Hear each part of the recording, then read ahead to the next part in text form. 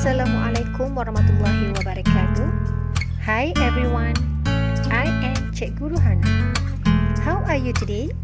I hope you are in a good health, cheerful, calm and ready for exams. Okay, during these past few weeks, I've given you plenty of advice on what you should do to prepare for exam, so you can be fully prepared. Now that you know what to do, I'm going to let you in on some of the things that you should avoid doing if you don't want your stress and anxiety levels to skyrocket. And our topic today is 8 things you should avoid doing during exams. So, pay close attention to some of these no-nos. Okay, let's look at tips number 1. Tips number 1. Avoid cramming your brain with last-minute information. If you don't already know, cramming is probably the least efficient way to study. When you cram, you are only temporarily storing the information as you do not have a deep understanding of the subject. Additionally, since cramming often occurs at 11 hours when you are short of time, it can increase your stress levels and ultimately have a negative impact on your ability to concentrate. So, if you haven't covered the subject or topic, don't stress yourself out by cramming. Instead, go through chapter summaries to extract key information and work through past year papers to identify topics that you are weak at. This will be a better use of your time. Okay, tips number 2. Please avoid asking about your friend's study progress. Many of us are guilty of comparing our revision progress among our peers. We tend to be curious about how much they have studied and want to know if we are ahead or behind. This, however, may not be a healthy habit. Comparing yourself with others can cause you to feel dissatisfied with yourself, leading to lower levels of confidence. You also don't want to be seen gloating about your progress, as it may stress your schoolmates. Therefore, focus on your own studies instead and try to be the light by exuding good vibes. It's important that everyone is supportive of each other during this critical time. Tips number 3. Avoid doing things out of the ordinary. While YOLO, Y-O-L-O, you only live once, is a great mantra to observe, you should also practice TYES, take your exam seriously. So, don't wonder about doing physical activities that you are not used to, such as hiking, rollerblading, and rock climbing, or cycling, as they may cause unwanted injuries. This isn't to say that you should avoid working out altogether. It's actually a great way to energize yourself, but keep it to low-impact exercise such as walking at your house compound, gardening. Okay? In addition, make sure you take care of yourself. And now, our country, the world, is facing with COVID-19 pandemic. Please reduce or better avoid outdoor activities, especially with the public. Stay at home. In addition, you should also be aware of what or where you are eating. Now is not the time to be gulping down dozens of supplements or trying out a new restaurant, as they may have an adverse effect on your body. You don't want to have to rush to the loo every 15 minutes when you are answering exam question, right? Okay, let us look at point number 4. Avoid overthinking things.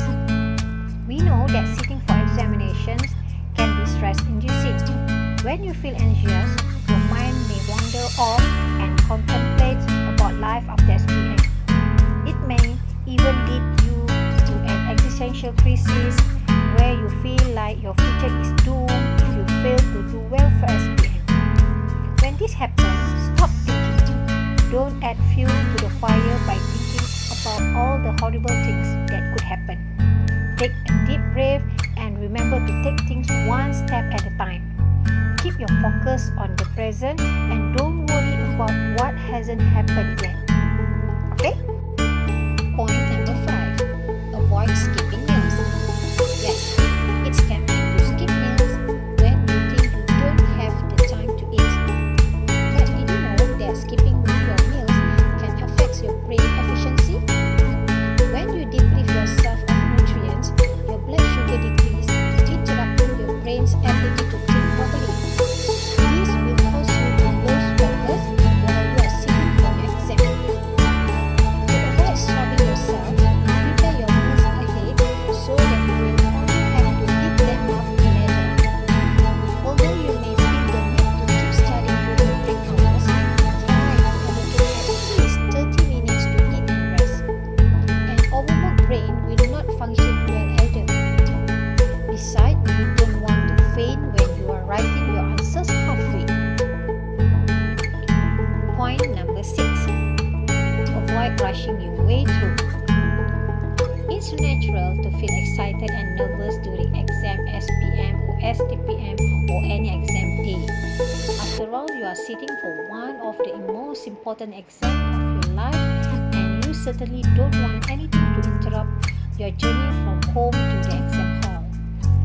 However, it's crucial to avoid rushing to keep your nerves and anxiety under control. After all, you don't want to arrive at the exam hall soaked in sweat, and worry may affect your focus and concentration. So try to get to school ahead of time by setting out earlier to avoid unusual traffic. Similarly, don't answer your exam question hastily. Keep your eye on the clock, read through each question carefully, and look out for tricky questions like which of the following are not true. Okay? Okay, point number 7. Avoid discussing the papers you have completed. Seeing your friend rush to the teachers with the exam papers to determine if they have answered the question correctly is a common occurrence. Perhaps this habit stems from the natural kiasu behavior as a student. However, what done is done. Curiosity kills the cat. Don't waste your time thinking about why you have answered. Finding out the right answer will only make you more nervous on upcoming papers, especially if you spot a mistake that will lead you to dwell on it for hours.